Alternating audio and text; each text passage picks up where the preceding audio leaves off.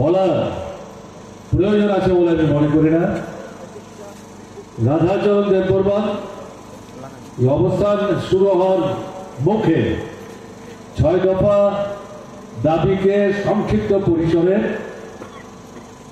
ব্যাখ্যা বিশ্লেষণ রেখে এই আন্দোলনকে শক্তিশালী করার জন্য আহ্বান রেখেছে।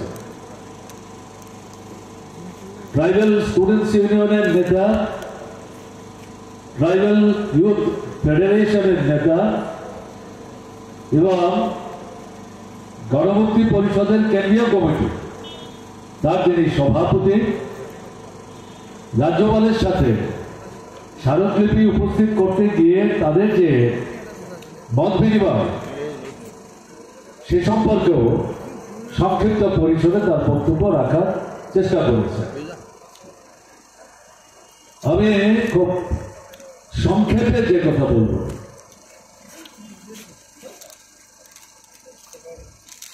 এই যে চাকরির প্রশ্নটি, এটা মাথায় রাখার দরকার আছে।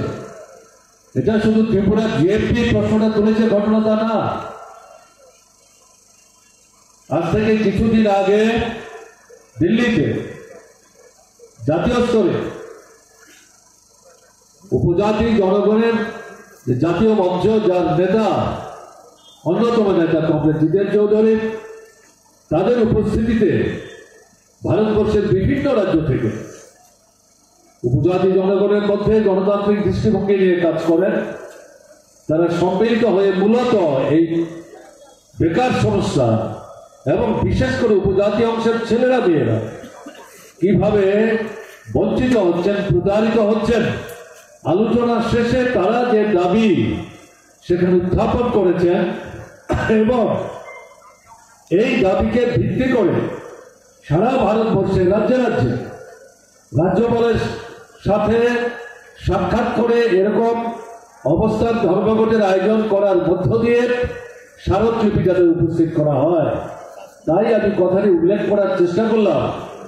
বিষয়টি বিচ্ছিন্নভাবে ত্রিপুরার এটা মনে করার কারণ, কিন্তু ত্রিপুরার পরিস্থিতিতে তার একটা বিশেষত্ব আছে। 2018 সালে বিজেপি বামপন্থী ফ্রন্ট সরকারকে ক্ষমতা থেকে হটাবার জন্য স্লোগান দিয়েছিল, চলো পাল্টাই। 293টা প্রতিশ্রুতি রেখেছিল, তার থেকে বাছাই করে 7 দফা প্রতিশ্রুতি তাদের এই নির্বাচনী ইশতেহারের প্রথম পাতা হিসাবে, পৃষ্ঠা হিসাবে সংযুক্ত করে তার মধ্যে বিশেষভাবে তারা প্রতিশ্রুতি দিয়েছিলেন। শূন্যপদ পূরণ করবেন। তাদের হিসেব ত্রিপুরায় নাকি সেই সময়ে 50,000 সরকারি কর্মচারীদের পদ শূন্য পড়ে আছে। অসত্য কথা, আমি মিথ্যের শব্দটা ব্যবহার করছি না, আমি অসত্যই বলছি। কারণ বামফ্রন্ট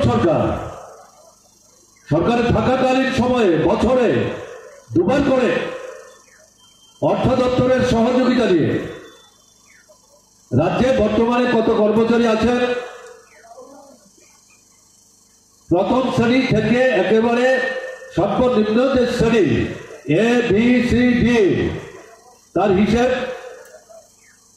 সংরক্ষণের পদ কত, তাতে কতজন কোথায় কাজ করছেন তার হিসেব, চাকরি থেকে অব্যাহতি নিয়েছেন অথবা প্রাকৃতিক কারণে প্রয়াত হয়েছেন, সে কারণে কত পদ শূন্য পড়ে আছে।